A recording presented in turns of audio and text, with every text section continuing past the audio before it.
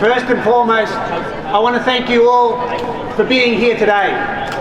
It's an inspiration. And I know, as Omar has just said, that you'll all be here next week. Not alone, but with your families, your children, your friends, your neighbours. The depth of suffering of the Palestinian people is directly proportional to the number of voices, movements, peoples willing to stand with them, willing to stand by them. Every ally that falls back is another victim. Every ally that falls back is another day of war. This is a generation-defining moment.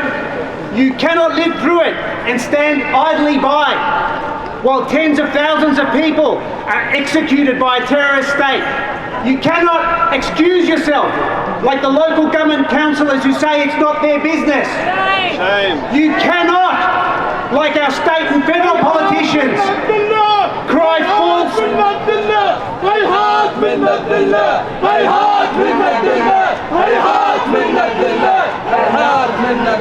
You cannot, like our state and federal politicians, cry false tears for victims killed with weapons you supply. Most of you have been here many Sundays, many for a year.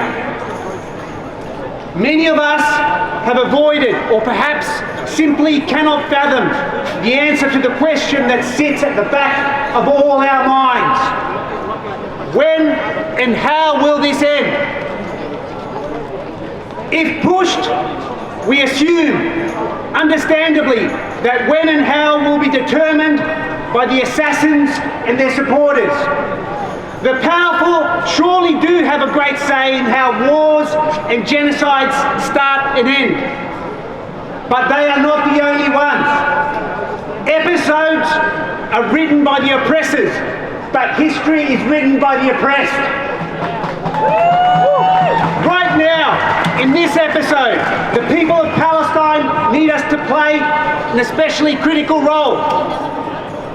They are facing the gold star of terrorism. The Israeli state knows that, like big business, terrorism pays, but only when it's done on a grand scale. Impunity is their reward, openly encouraging more of the same. When the terrorist state has raped, tortured, murdered, robbed without answering to anyone, it's given a green light. It gives a green light, allowed to continue unchecked. The terrorist state inflames the worst of human emotions, the darkest and the most cowardly thoughts.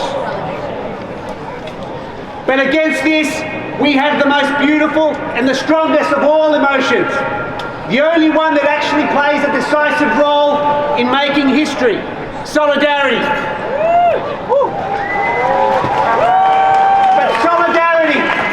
Solidarity is not just an emotion. It starts there with the deepest of empathy, but it's much more. It's an understanding that we stand on common ground. We share the same interests and the same purpose. We will not live in a world that normalises genocide. A world that makes money out of weapons and wars, that destroys the very air we breathe and the water we drink to make a dollar.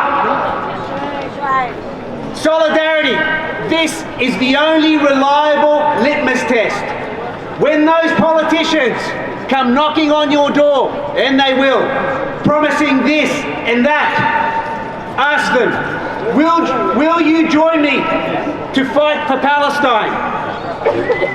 If they do not tremble with indignation at the injustice happening in Gaza, they cannot be relied on in any battle at all.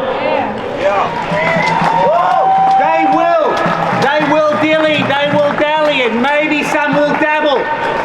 But in the end, all they will do is make excuses. They won't fight for housing justice. They won't fight for climate action. They won't fight for trade union rights. They'll make up excuses, and the worst of them, they'll just simply resort to lies. When we feel injustice deeply, we act on it. We stand with those suffering. We fight alongside them. We echo and we amplify their voices. That is the meaning of solidarity. People who get involved in politics only come in three different types. Whatever their stature, their quality, their skills, their success, those in politics can only be either clowns, servants, or rebels.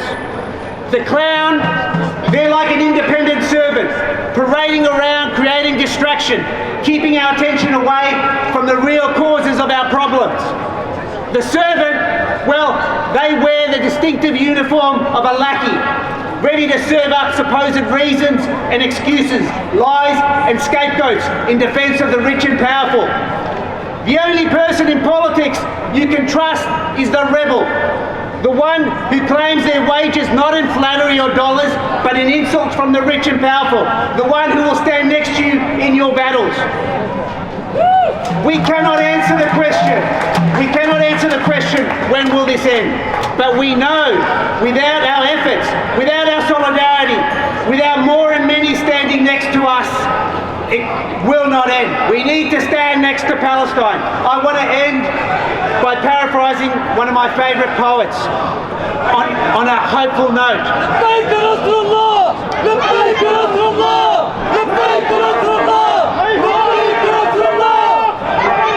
I want to end on a hopeful note. I believe the world is beautiful. And that peace, like bread, is for everyone. And that my veins don't end in me, but the unanimous blood of those who struggle for life, for the little things, for landscapes and bread. Viva Palestina! Venceremos!